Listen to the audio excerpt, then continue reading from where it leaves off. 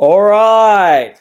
For the final time this year, potentially, haven't really decided where I'll do finals power rankings yet, but for the final time of the regular season, it is power rankings time. And yes, we had a pretty packed final round, and the reason this is out on Friday is because obviously I wanted to wait for that Gold Coast Essendon game to ultimately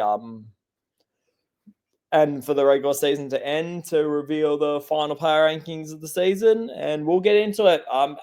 Finishing the season at 18, no surprise, West Coast Eagles. You end with one win for the whole season. After a good first quarter, got blown out convincingly by the Swans, and now Oscar Allen wants to go to the Brisbane Lions, who are a top 4 team in the power rankings, when you just won one game for the season. And you're going to lose Liam Ryan as well. So, yeah. Don't know what else to say. Things looking very, very rough in Eagle Land, and they have been all season long. Re-signing Harley Reid is a good start to the climb back, though. So that is a good thing. But, yeah, just what a disappointing year, first year in charge for Andrew McQualter. Number 17 this week, staying where they are for the final ranking of the year, Essendon. And well, the Bombers ended this season on a 12-game losing streak, nearly lost the first game anyone's lost of the season by 100 points against the Gold Coast Suns, who were on charge to their first finals berth. And just looked like they didn't want to be on the park for the last 2 games of the season, and I don't blame them. Been a rough season. Deep injuries have just absolutely cruelled them throughout, and now we wait to see what happens if some of their free agents, such as Sam Darren, we'll wait to see what happens with him. But for now, yeah, that's where the Bowlers season ends, and the wait for a finals win is going to continue. Number 16 this week, staying where they are, North Melbourne. And the Roos were actually very competitive against the Adelaide Crows. They actually made the Crows lose like the inside 50 count, or like something I heard on from Hoyne. You might have to look it up after this, but they made the Crows lose a ridiculous amount of inside 50s, like the second most in their history, and scored once per every 2 possessions after tagging Mark Keane. So that might be something that Collingwood maybe tries to do during the this upcoming qualifying final, tag Mark Keane. But for the Roos, yeah, I've said it before, but a lot more improvement was expected this year, not to end at number 16 in the power rankings. And pressure will be on Arthur Clarkson now to get a move on in year 4, year 5 as North Melbourne coach next year. Number 15, Richmond. And overall, like, very successful year for the Tigers. I think they've seen enough to trust Adam Uze and this whole reboot that they've been wanting to do. And now they know to just fully go ahead with the rebuild, because like that was as good as a performance. Well, they had a good performance against the Cats in the 4th quarter, but got blown out. But overall, the year was very much a success. Everyone expected them to be at 18 at the end of the year, and they end up at 15. So on the way up, the Tigers, they'll be happy. Number 14 on the power rankings, dropping 1 spot, is Melbourne. And first of all, huge congratulations to Max Gawn and Cozzy Pickett for making the All-Australian team. Max Gawn, 8 selections in the All-Australian team. Just what a player he is. Definitely going in the Hall of Fame where it's all said and done. One of the greatest ruckmen, if not the greatest ruckman I've seen in my lifetime. But overall, the Demons had their chances against Collingwood and led that game throughout most of it, but just got overrun the 4th quarter, and you just knew it was going to happen the way that game went. Like, they honestly dropped more because of what Carlton and Port Adelaide did rather than how they did, because they did really well against Collingwood and gave them a really strong fight.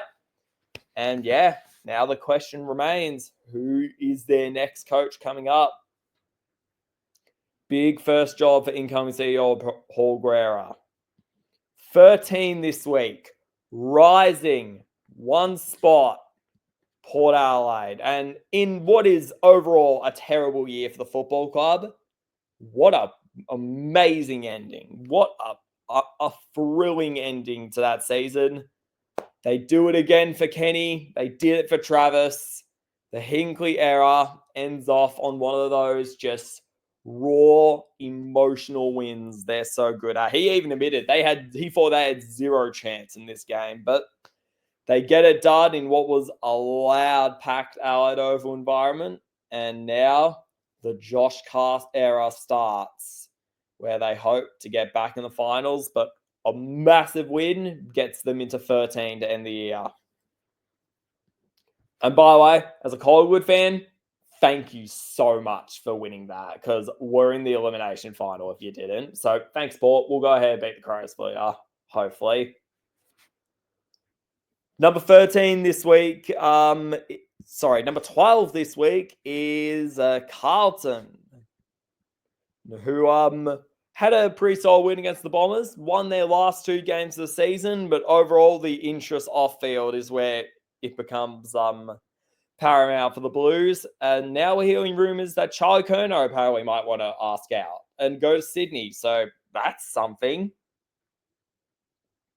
Yeah, overall, they had 0 peak members in the extended All-Australian team. So that go to show how their season went ultimately for the Blues. But yeah, very interesting to see how they go next season. Michael Voss will not have as big as will have the smallest leash in the competition by far.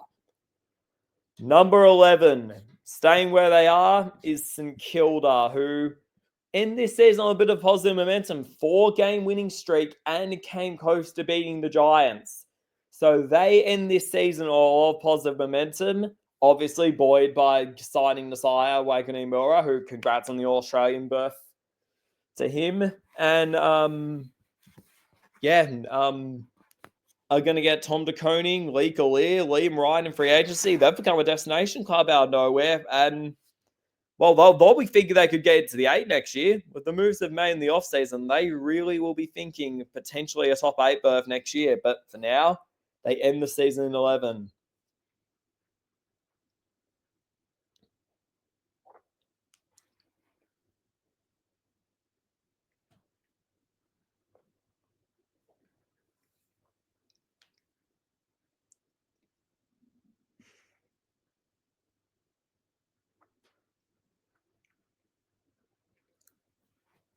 Sorry about that. Anyway, number 10. Dropping 2 spots this week is the Western Bulldogs. And let me explain, because 3 All-Australians, Bailey Dale, Ed Richards, Marcus Bodzapalli, one of the elite tall forwards in the game in Sam Darcy. And yet, on the final hurdle, the Dogs do what they've done throughout all of the season. Whenever they've played a top 8 team, they just struggled with the moment.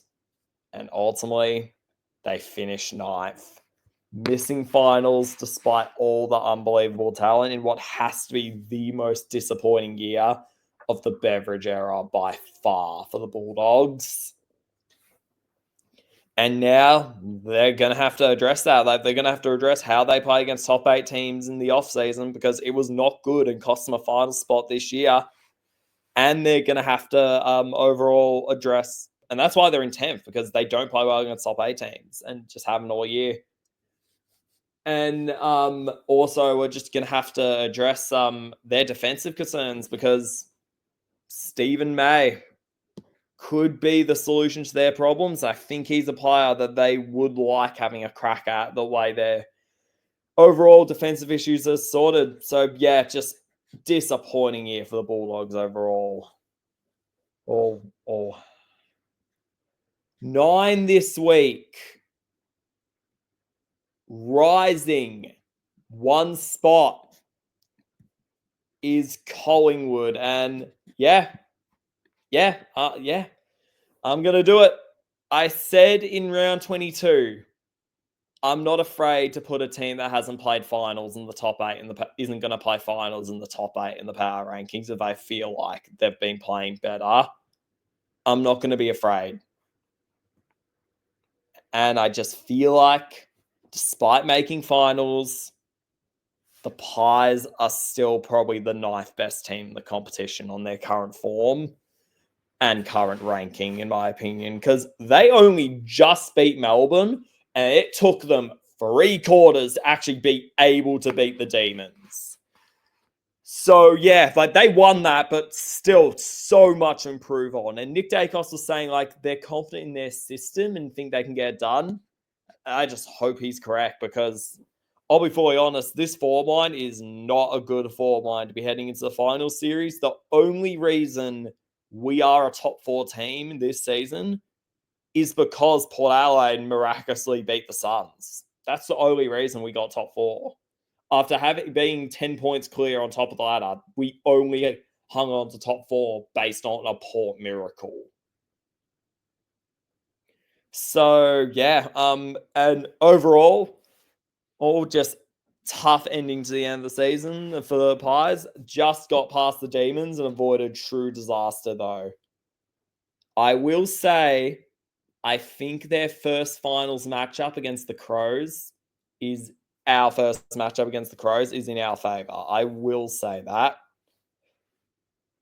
because I just think we've won 10 in a row previously, and we only just lost to the Crows like in the last game of in round 22, and that was only by 2 points, 3 points, and by some bad umpiring decisions as well. So yeah, I'm not saying we'll win. I think I'm still going to tip the Crows, but I'm saying there is hope.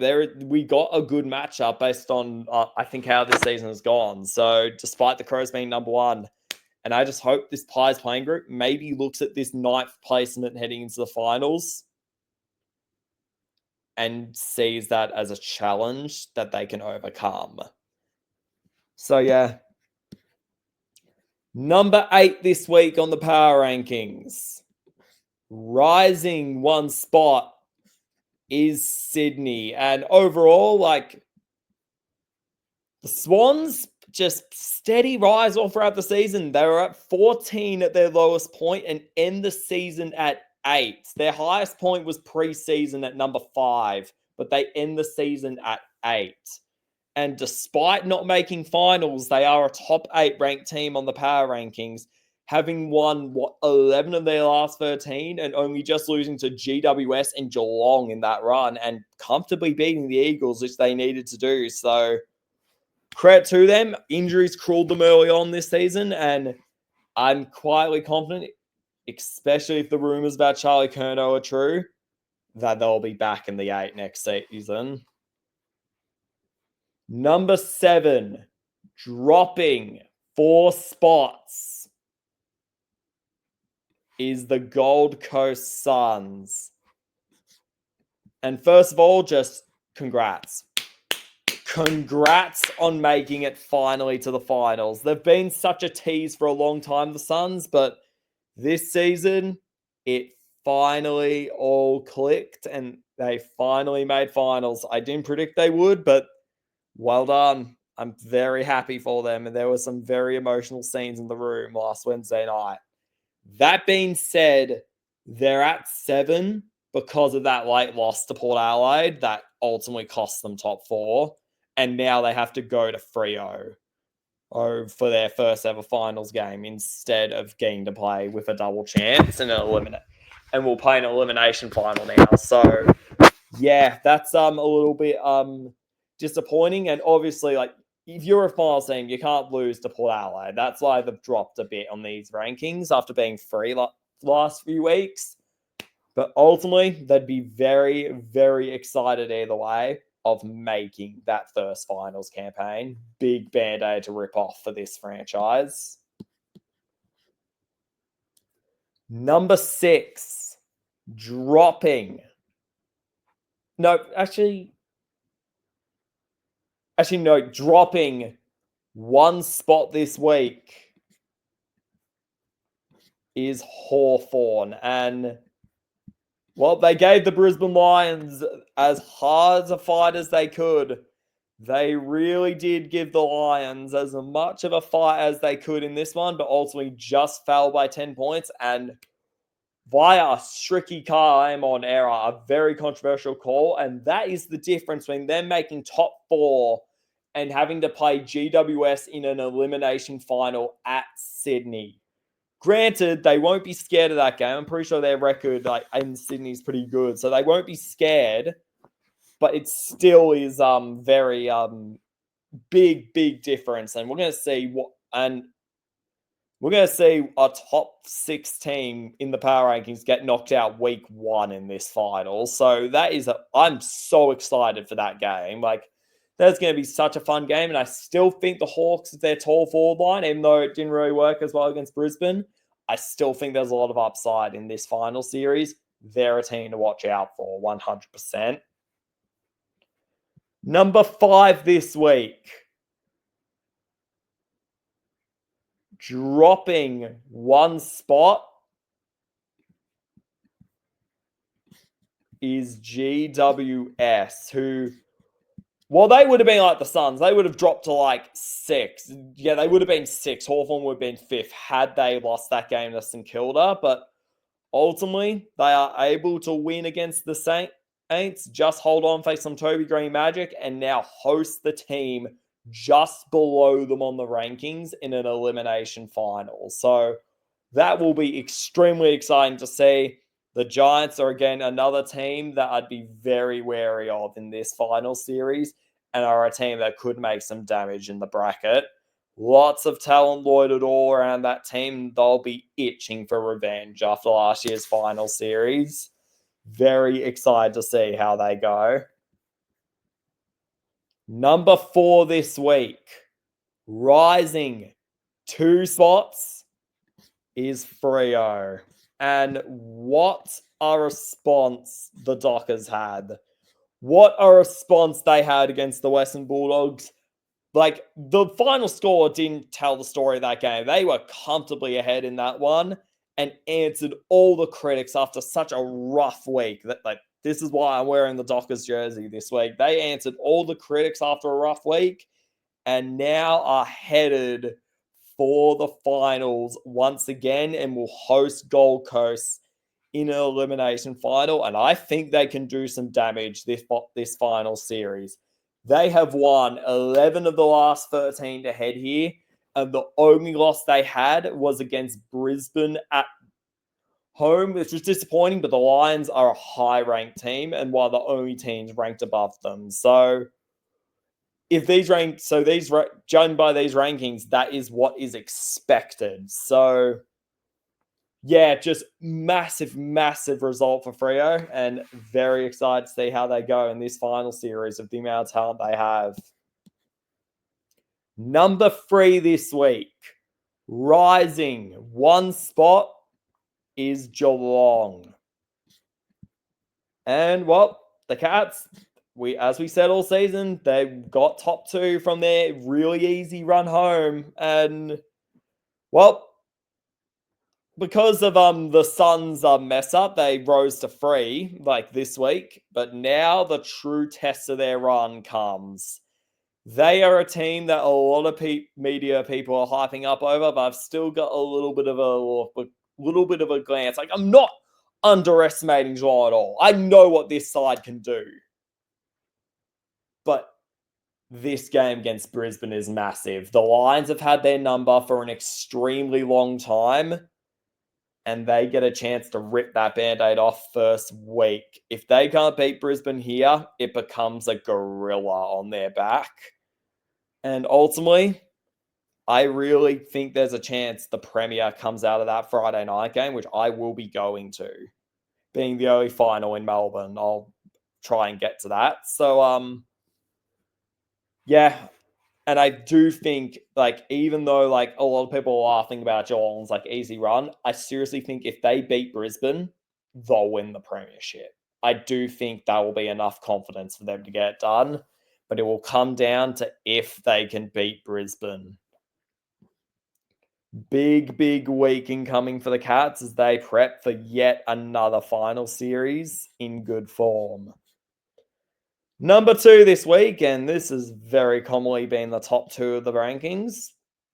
There's a reason it's my predicted grand final matchup. But number 2 this week is the Brisbane Lions, who, dear God, do they want to kick away that top four spot? Like 11-21 it was at one point. They just flit away every opportunity they got, and they just struggled with the kicking in so many points during this. Like, it was wild how bad they were kicking it, but they got done. Like, congratulations to Zach Bailey and Hugh McCluggage for a deserved All-Australian jacket for both of them.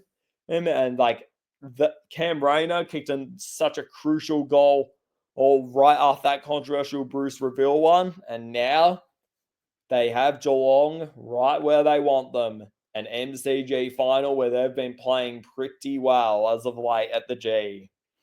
Very excited to see how they go here. If they can win that, they are firmly in the box seat to go back to back. Number 1 this week, despite some struggles with North Melbourne, the number 1 team heading into the finals is the Adelaide Crows, who capped off the minor premiership and now host a familiar rival after those controversial Isaac Rankin scenes and all the controversy around that suspension in week 1. AFL gets exactly what they wanted.